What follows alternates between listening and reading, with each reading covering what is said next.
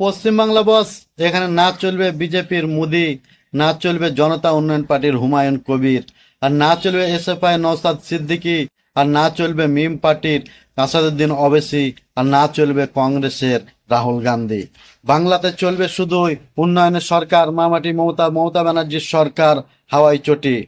সাধ্যসাথী কে দিয়েছে দিদি, রূপসাথী কে দিয়েছে দিদি, লক্ষ্মীর ভান্ডার কে দিল দিদি, যুবসাথী কে দিল দিদি, ভূমিহীন কে চালু করেছে দিদি। এতগুলো প্রকল্প সুবিধা পশ্চিমবাংলার প্রত্যেকটা মানুষ নিয়েছে, কি করে তারা আজ ভুলে যাবে দিদিকে? 26-এ যদি শান্তিতে বাঁচতে চাও তাহলে আনতে হবে দিদিকে। কেন বিজেপির যতগুলো রাজ্যে ক্ষমতা আছে তারা প্রত্যেকটা রাজ্যে অশান্তি লাগিয়ে রেখেছে। হিন্দু মুসলিম মন্দির মসজিদ নিয়ে তারা পড়ে আছে, তাদের উন্নয়নের কোনো কথা নাই। আজকে যতগুলা মেয়ের রেপ হয়েছে সবই করেছে কারা? বিজেপির নেতারা।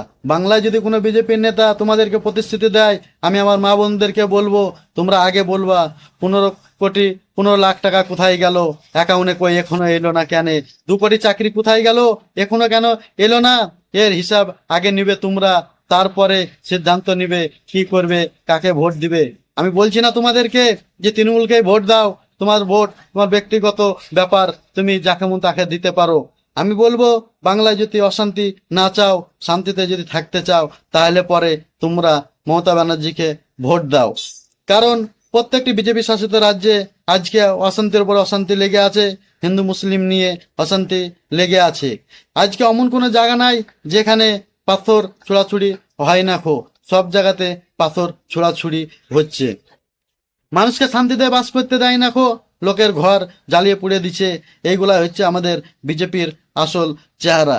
এপিস্টেন পাইলে যতগুলা নেতার নাম এসছে তারা সবাই বিজেপিতেই আছে, ঠিক আছে, একটা বিরোধী কোনো নেতার নাম আসেনি।